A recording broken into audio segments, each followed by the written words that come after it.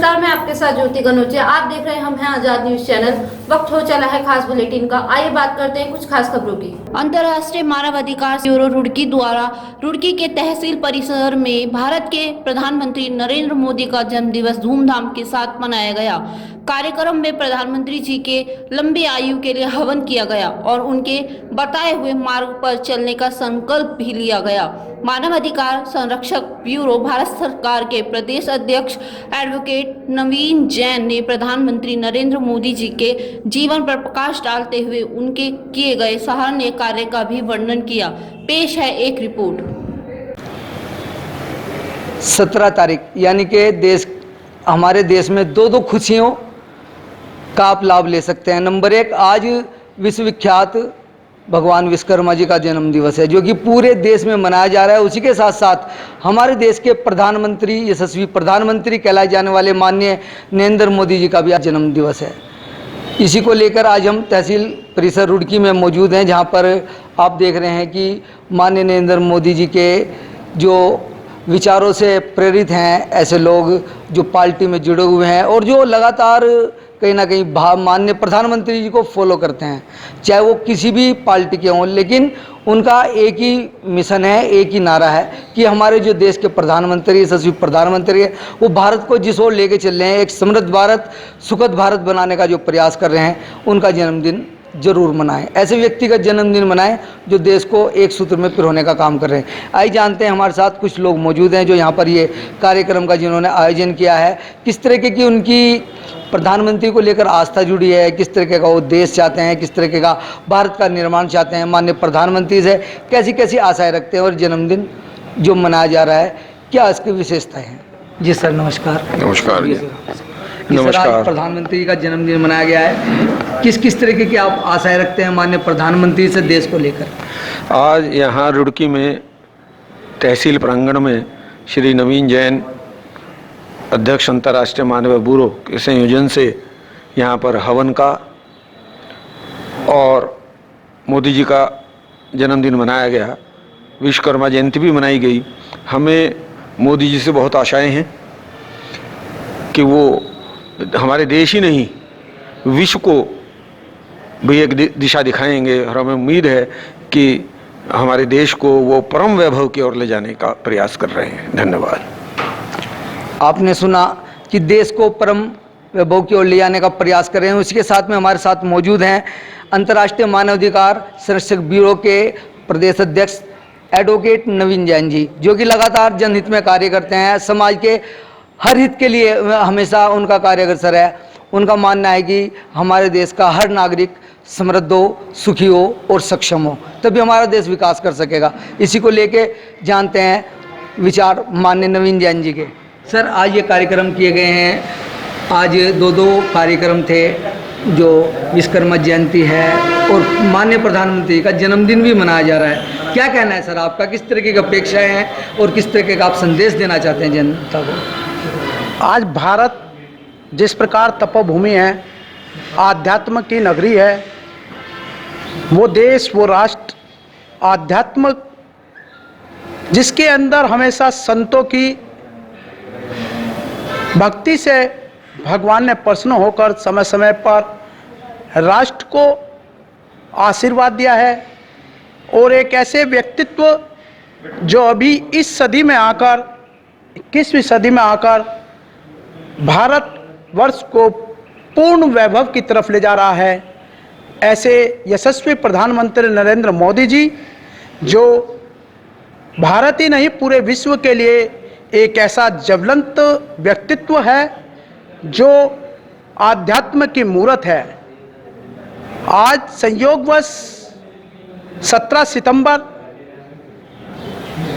2021 का वो दिन भगवान विश्वकर्मा, जो सृष्टि रचयिता कहलाते हैं, आज उनका जन्मोत्सव, उनका पूजन किया जा रहा है जगह जगह पूरे विश्व के अंदर। और भगवान ब्रह्मा के मुख से हमारे विश्वकर्मा जी को सृष्टि रचना के लिए, जिन्होंने लंका, इंद्र नगरी, पुष्पक विमान और स्वर्गलोक की रचना की। ऐसे सृष्टि रचयिता भगवान विश्वकर्मा को हम प्रणाम करते हैं उनके जन्मोत्सव पर और उनसे आशीर्वाद मांगते हैं। जिस पवित्र स्थली पर हम खड़े हैं, अपने तहसील कैंप कार्यालय पर भगवान शिव महाकाल के मंदिर प्रांगण में, आज हमने हवन यज्ञ कर सर्वप्रथम भगवान विश्वकर्मा की पूजा की और उसके उपरांत हमारे यशस्वी प्रधानमंत्री जो राष्ट्र को निर्माण करने का कार्य कर रहे हैं, आज उनका जन्मदिन है। माननीय नरेंद्र दामोदर मोदी जी का जन्म हुआ और आज उन्होंने अपने 70 वर्ष पूर्ण करके 71वें वर्ष में पदार्पण किया है। हम सहस्त्रों कामनाएं भगवान शिव महाकाल से करते हैं और आज भारतीय जनता पार्टी की ओर से, मानवाधिकार की ओर से और आपके राष्ट्र सम्मान संघ की ओर से समस्त परिवारों ने, भारतीय जनता पार्टियों ने संयुक्त रूप से इस तहसील कैंप कार्यालय में उपस्थिति दर्ज करा। पदाधिकारियों ने भारतीय जनता पार्टी के आज माननीय नरेंद्र मोदी जी का पूजन के लिए शिव महाकाल का पूजन कर उनके दीर्घायु रहने, स्वस्थ वर्धक रहने की कामना की है, ताकि देश हमेशा परम वैभव की ओर अग्रसर हो। धन्यवाद। इसी के साथ ही आपने सुना कि आज भगवान विश्वकर्मा जी का जन्म दिवस है और इसी के साथ साथ हमारे भारत के प्रधानमंत्री माननीय नरेंद्र मोदी जी का भी जन्मदिन है। इसको लेकर अनेकों प्रकार की जो कल्पनाएं हैं लोग कर रहे हैं और जानते हैं कि किस तरीके के कार्यक्रम ये किया गया है, किस तरीके का आयोजन किया गया है। हमारे साथ एक और भाई साहब हमारे साथ मौजूद हैं। सर, आज का ये क्या कार्यक्रम किया गया है? आज का जो ये कार्यक्रम है, ये माननीय भारत के प्रधानमंत्री मोदी जी का जन्म दिवस है और भगवान विश्वकर्मा का जन्म दिवस, जिसको कि हम शास्त्रों के अनुसार ही कहते हैं कि भगवान विश्वकर्मा जी की उत्पत्ति ब्रह्मा जी के मुख से हुई थी, जिन्होंने सृष्टि की रचना की, ये सभी जानते हैं। और भगवान विश्वकर्मा जी का जो जन्मोत्सव है, ये भारत ही नहीं पूरे विश्व में मनाया जाता है। चाहे हिंदू हो, मुस्लिम हो, सिख हो, पारसी हो, किसी भी जाति धर्म से जुड़े हुए लोग हैं, भगवान विश्वकर्मा को सभी लोग पूजते हैं। उनकी पूजा की जाती है कर्म के देवता के रूप में, सृष्टि के रचना के रूप में और इंजीनियरिंग के देवता के रूप में उनकी पूजा की जाती है। आज उनका भी जन्म दिवस है और पूर्व में केवल सनातन धर्म ही हुआ करता था, उसके बाद अन्य धर्म बने। भगवान विश्वकर्मा जी के द्वारा कई रचित पुस्तकों में, रामायण में, हमारे वेदों में सनातन धर्म का जिक्र है और हमारे मोदी जी उसी रास्ते पर चलते हुए साथ साथ, चूँकि किसी को राजा मिलना बड़ी बात नहीं, एक अच्छा राजा मिलना बहुत बड़ी बात है। राजा, प्रधानमंत्री, ये दोनों प्रजा के पालक होते हैं और भारत के प्रधानमंत्री ने जो ये बीड़ा उठाया सनातन धर्म को स्थापना के, पुनः स्थापना के लिए, और इससे हर प्राणी एक स्वच्छ वातावरण में सांस ले सके बिना किसी परेशानियों के, और जो हमारे समाज में दुर्गुण फैले हुए हैं, जो हमारे समाज में ऐसी बुराइयां हैं, उनको दूर करने का जो बीड़ा उठाया है, उसमें राष्ट्र सम्मान संघ सहित हम लोग प्रधानमंत्री जी के साथ हैं। धन्यवाद। सर, लगातार जिस तरह भाषाओं की बात करें तो ये हमारी संस्कृत भाषा है, यानी कि संस्कृत जो स्कूल हैं वो धीरे धीरे लिप्त होते जा रहे हैं। किस तरीके का प्रयास हमारे देश के प्रधानमंत्री ने इनको बचाने का किया है?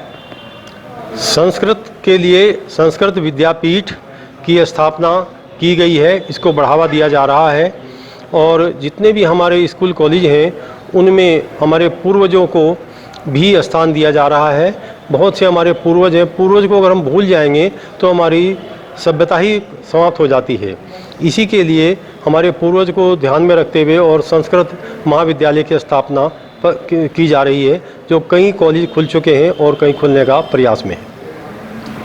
जी, अभी आपने सुना कि लगातार संस्कृति को पुनः जीवित करने का प्रयास किया गया है। इसी के साथ और अन्य कार्यक्रमों में भी आपने देखा कि लगातार माननीय प्रधानमंत्री के बारे में किस तरह लोगों ने अपने अपने वृत्तांत रखे, किस किस तरह अपनी अपेक्षाएं माननीय प्रधानमंत्री से लोगों ने की हैं।